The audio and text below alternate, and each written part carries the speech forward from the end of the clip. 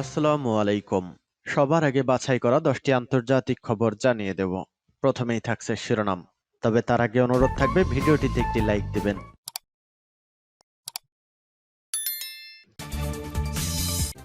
পুরোদমে ইসরায়েল ফিলিস্তিন যুদ্ধ চলছে, জানিয়ে দেব আমাদের হাতে থাকা সর্বশেষ গুরুত্বপূর্ণ আপডেট। আন্তর্জাতিক সংবাদ, হুতি সামরিক লক্ষ্যবস্তুতে হামলা চালাবে পেন্টাগন। এরপর জানিয়ে দেব হামাসের সবচেয়ে বড় সুড়ঙ্গ খুঁজে পাওয়ার দাবি ইসরায়েলের।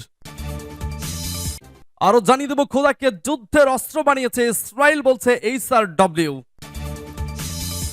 এবং জানিয়ে দেব মার্কিন যুক্তরাষ্ট্রকে ইসরায়েলের উপর চাপ প্রয়োগ করার আহ্বান তুর্কি পররাষ্ট্রমন্ত্রীর। সর্বশেষ জানিয়ে দেব ভারতের লোকসভা রাজ্যসভা থেকে প্রায় 100 এমপি বরখাস্ত। শুনছিলেন সংবাদ শিরোনাম, এখন বিস্তারিত। তবে তার আগে অনুরোধ থাকবে ভিডিওটিতে একটি লাইক এবং কমেন্টস করে জানিয়ে দিন আজকের এই ভিডিও সম্পর্কে আপনার মূল্যবান মতামত। আর অবশ্যই এই ভিডিওটি আপনার ফেসবুকে শেয়ার দিয়ে ছড়িয়ে দিন, আর জানিয়ে দিন আপনি কোন জেলা থেকে বা কোথা থেকে আমাদের সংবাদ শুনছেন এবং দেখছেন। হুতি সামরিক লক্ষ্যবস্তুতে হামলা চালাবে পেন্টাগন। মার্কিন প্রতিরক্ষা বিভাগ লোহিত সাগরে সামরিক ও বাণিজ্যিক জাহাজে ক্রমবর্ধমান হামলার প্রতিক্রিয়া হিসেবে ইয়েমেনের বিদ্রোহী আন্দোলন আনসার আল্লাহর বিদ্রোহী লক্ষ্যবস্তুতে সরাসরি আঘাত করার কথা বিবেচনা করছে। মার্কিন ওয়েবসাইট সেমাফোর সূত্রের বরাত দিয়ে একথা জানিয়েছে। বাইডেন প্রশাসনের কর্মকর্তারা পোর্টালকে বলেন যে তারা ক্রমবর্ধমানভাবে উদ্বিগ্ন যে হুতিরা ইসরায়েলের সাথে বাণিজ্য হ্রাস এবং ইহুদির রাষ্ট্রকে সমর্থনের জন্য মার্কিন যুক্তরাষ্ট্র এবং তার মিত্রদের খরচ বাড়াতে উভয় বিশ্ব সামুদ্রিক বাণিজ্যকে দুর্বল করার চেষ্টা করছে।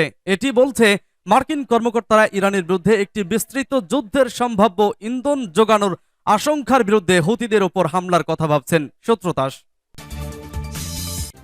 হামাসের সবচেয়ে বড় সুড়ঙ্গ খুঁজে পাওয়ার দাবি ইসরায়েলের। গাজী সীমান্তের কাছে হামাসের সবচেয়ে বড় সুড়ঙ্গ খুঁজে পাওয়ার দাবি করেছে ইসরায়েল।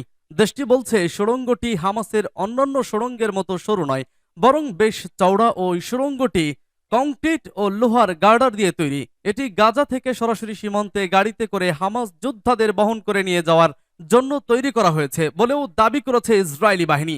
এর যে সীমান্ত ক্রসিং থেকে মাত্র 100 মিটার দূরে এই সুড়ঙ্গটির প্রবেশমুখের সন্ধান মিলেছে। এটির দৈর্ঘ্য 4 কিলোমিটারের বেশি। সুড়ঙ্গটি কোনাকুনি মাটির 50 মিটার গভীর পর্যন্ত চলে গেছে, যেখানে সুড়ঙ্গটির উচ্চতা প্রায় 10 ফুটের মতো এবং চওড়া প্রায় 10 ফুট। সুড়ঙ্গে বিদ্যুৎ সংযোগও রয়েছে। গত 7 অক্টোবর ইসরায়েলে হামলার দিন হামাস যে সাইটগুলোর দখল নিয়েছিল তার মধ্যে ছিল গাজা ও ইসরায়েলের মাঝে অবস্থিত এই এরেজ সীমান্ত ক্রসিং। ইসরায়েলি সামরিক বাহিনীর প্রধান মুখপাত্র রিয়ার অ্যাডমিরাল ড্যানিয়েল হাগারি বলেছেন, পুরো 4 কিলোমিটার দীর্ঘ এই সুড়ঙ্গ দিয়ে খুব সহজে উত্তরের গাজা সিটিতে পৌঁছে যাওয়া যায়। গাজা সিটি এক সময় হামাস প্রশাসনের কেন্দ্রস্থল ছিল, যেটি এখন বিধ্বস্ত এক যুদ্ধাঞ্চল। তিনি বলেন, এই সুড়ঙ্গ বানাতে বহু বছর সময় লেগেছে, লাখো ডলার ব্যয় হয়েছে। এর ভেতর দিয়ে অনায়াসে গাড়ি চালানো যাবে। বার্তা সংস্থা রয়টার্স থেকে ইসরায়েলের এ দাবির বিষয়ে হামাসের বক্তব্য জানতে যোগাযোগ করা হয়েছিল, কিন্তু হামাস নেতাদের সাড়া মেলেনি। গাজা ভূখণ্ডটি দীর্ঘদিন ধরে অবরুদ্ধ করে রাখা হয়েছে। সেখানে পণ্য ও ব্যক্তির প্রবেশ কিংবা সেখান থেকে বের হওয়ার জন্য ইসরায়েলের অনুমতি দরকার হয়।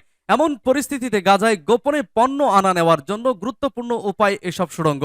ইসরায়েল মনে করে হামাসের সশস্ত্র কর্মকাণ্ড পরিচালনার অন্যতম কেন্দ্র গাজার এই সুড়ঙ্গগুলো। 7 অক্টোবর ইসরায়েলের ভূখণ্ডে হামাসের হামলার পর থেকে এইসব সুড়ঙ্গ ধ্বংসে উঠে পড়ে লেগেছে ইসরায়েলি বাহিনী। এজন্য সাগরের পানি সুড়ঙ্গে ভরার কাজ শুরু করা হয়েছে। এ কাজের সফলতা আসতে শুরু করেছে বলে দাবি ইসরায়েলি বাহিনীর। খোদাকে যুদ্ধের অস্ত্র বানিয়েছে ইসরায়েল, বলছে HRW। ফিলিস্তিনের গাজায় বিরামহীন হামলা চালাচ্ছে ইসরায়েলি সেনারা। হাজার হাজার টন বোমা ফেলে নিরীহ ও নিরস্ত্র ফিলিস্তিনিদের হত্যা করছে। শুধু বোমা নয়, ইসরায়েল খোদাকেও তাদের যুদ্ধের একটি অস্ত্র হিসেবে ব্যবহার করছে। এ কথা বলেছেন মানবাধিকার সংস্থা হিউম্যান রাইটস ওয়াচের ইসরায়েল ফিলিস্তিন বিষয়ক পরিচালক ওমর শাকির।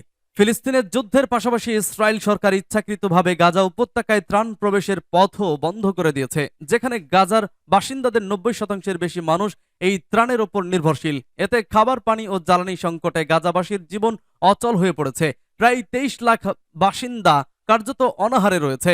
বিষয়টি নিয়ে কথা বলেছেন হিউম্যান রাইটস ওয়াচের ইসরায়েল ফিলিস্তিন বিষয়ক পরিচালক ওমর শাকির। সোমবার এক্স এক পোস্টে তিনি বলেছেন, 2 মাসেরও বেশি সময় যাবৎ ইসরায়েল সেনারা ইচ্ছাকৃতভাবে বেকারি কারখানা, আবাদি জমি, পানির লাইন ধ্বংস করে বেঁচে থাকার পথ বন্ধ করে দিয়েছে। তারা ক্ষুধার্তকে যুদ্ধের অস্ত্র হিসেবে ব্যবহার করেছে, যা একটি ঘৃণ্য যুদ্ধাপরাধ। আন্তর্জাতিক আইনেও ইসরায়েলি সেনাবাহিনীর গাজাবাসীকে অনাহারে রাখার নীতি যুদ্ধাপরাধের মধ্যে পড়ে। এমনকি এ ধরনের যুদ্ধাপরাধের জন্য হামলাকারীর স্বীকারোক্তির প্রয়োজন হয় না, বরং সামরিক অভিযানের সামগ্রিক পরিস্থিতি থেকেও অনুমান করা যেতে পারে। ফিলিস্তিনের গাজায় টানা 2 মাসেরও বেশি সময় ধরে নির্বিচারে হামলা চালাচ্ছে ইসরায়েলি সেনাবাহিনী। হামাসকে নির্মূল করার কথা বললেও মূলত বেসামরিক নাগরিক ও তাদের ঘরবাড়ি লক্ষ্য করে বোমা ফেলা হচ্ছে।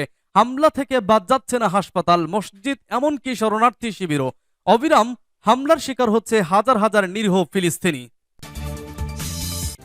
মার্কিন যুক্তরাষ্ট্রকে ইসরায়েলের উপর চাপ প্রয়োগ করার আহ্বান তুর্কি পররাষ্ট্রমন্ত্রীর। ইহুদিবাদী সন্ত্রাসীদের অবৈধ রাষ্ট্র ইসরায়েলের উপর মার্কিন যুক্তরাষ্ট্রের যে প্রভাব রয়েছে তা কাজে লাগিয়ে গাজ্জা উপত্যকায় চলমান আগ্রাসন বন্ধ করতে বলেছেন তুরস্কের পররাষ্ট্রমন্ত্রী হাকান ফিদান। রবিবার মার্কিন পররাষ্ট্রমন্ত্রী অ্যান্টনি ব্লিংকেনকে এক ফোনালাপে এ আহ্বান জানান তিনি। বার্তা সংস্থা আনাদুলু জানিয়েছে, বৈশ্বিক, আঞ্চলিক ও আঙ্কারা এবং ওয়াশিংটনের মধ্যে দ্বিপাক্ষিক সম্পর্ক নিয়ে আলোচনা করেছেন এই দুই নেতা। চলমান ইসরায়েল ফিলিস্তিন সংঘাতের বিষয়ে আলোচনার সময় গাজ্জা উপত্যকা ও দখলকৃত পশ্চিম তীরের পরিস্থিতির অবনতি ঘটছে বলে উল্লেখ করেন তুর্কি পররাষ্ট্রমন্ত্রী। সেই সঙ্গে এইসব হামলা বন্ধ করতে ইসরায়েলের উপর মার্কিন যুক্তরাষ্ট্রের চাপ প্রয়োগ করার আহ্বান জানান হাকান ফিদান। এছাড়াও একটি সম্পূর্ণ যুদ্ধবিরতি প্রতিষ্ঠার জন্য দখলদার ইসরায়েলকে আলোচনার টেবিলে আনার প্রচেষ্টার উপর জোর দিয়েছেন তিনি। পাশাপাশি দীর্ঘমেয়াদী শান্তি প্রতিষ্ঠার উদ্দেশ্যে রাষ্ট্রীয় সমাধানের কথাও বলেন ফিদান। সূত্র মিডল ইস্ট মনিটর। ভারতের লোকসভা, রাজ্যসভা থেকে প্রায় 100 এমপি বরখাস্ত। ভারতের রাজধানী নয়াদিল্লিতে পার্লামেন্ট ভবনে বোমা হামলার ঘটনায় কেন্দ্রীয় স্বরাষ্ট্রমন্ত্রীর ব্যাখ্যা চেয়ে হট্টগোল করা ঔদ্ধত্য আচরণের অভিযোগে পার্লামেন্টের নিম্নকক্ষ লোকসভা থেকে 30 জন এবং রাজ্যসভা থেকে 35 জন এমপিকে বরখাস্ত করা হয়েছে। এর আগে শনিবার 15 জন এমপিকে বরখাস্ত করা হয়েছিল। সোমবার বরখাস্ত হওয়া এমপিদের মধ্যে লোকসভার বিরোধী দলীয় নেতা এবং কংগ্রেসের অন্যতম মুখপাত্র অধীর রঞ্জন চৌধুরী এবং উপনেতা গৌরব গগৈও রয়েছেন। প্রসঙ্গত, গত 13 ডিসেম্বর লোকসভায় অধিবেশন চলাকালে স্থানীয় সময় দুপুর 1টার দিকে সেখানে ঢুকে রং বোমা ছোড়েন 2 যুবক। কেউই এই ঘটনায় হতাহত হয়নি, তবে গোটা অধিবেশন কক্ষে এ সময় বিশৃঙ্খল পরিস্থিতি সৃষ্টি হয়। পার্লামেন্টে জঙ্গি হামলা হয়েছে, এই আতঙ্কে অনেক এমপি ছোটাছুটি শুরু করেন। হামলাকারী 2 যুবক এবং তাদের সহযোগীদের ইতিমধ্যে গ্রেপ্তার করেছে পুলিশ। কিন্তু এই ঘটনার জের ধরে পার্লামেন্টের বিরোধী দলীয় এমপিরা ভারতের কেন্দ্রীয় স্বরাষ্ট্রমন্ত্রী অমিত শাহর জবাবদিহিতা চান এবং দাবি করেন অমিত শাহকে পার্লামেন্ট অধিবেশনে এ ব্যাপারে বক্তব্য দিতে হবে। এই দাবির পক্ষে অধিবেশনের সভায় হট্টগোলের প্রতিবাদে গত শনিবার 13 এমপিকে শীতকালীন অধিবেশন থেকে বরখাস্ত করেছিলেন ওম বিড়লা। তারাই ধারাবাহিকতায় আজ সোমবার এই 30 জনের বিরুদ্ধে শাস্তিমূলক ব্যবস্থা নেওয়া হলো। পার্লামেন্টের সূত্রে জানা গেছে, অমিত শাহর জবাবদিহিতা চেয়ে শনিবার অধিবেশন চলাকালে এই এমপিরা ব্যাপক হট্টগোলের পাশাপাশি প্লাকার্ড প্রদর্শন করেছিলেন। এই ব্যাপারটিকে আমলে নিয়েই এই বহিষ্কার আদেশ দেওয়া হয়েছে। এর আগে রোববার এক ভাষণে ভারতের প্রধানমন্ত্রী নরেন্দ্র মোদী বলেছেন, বোমা হামলার এই ঘটনায় পার্লামেন্টে ক্ষোভ প্রকাশ না করে তদন্তের দাবি তোলা উচিত বিরোধী এমপিদের। সূত্র এনডিটিভি।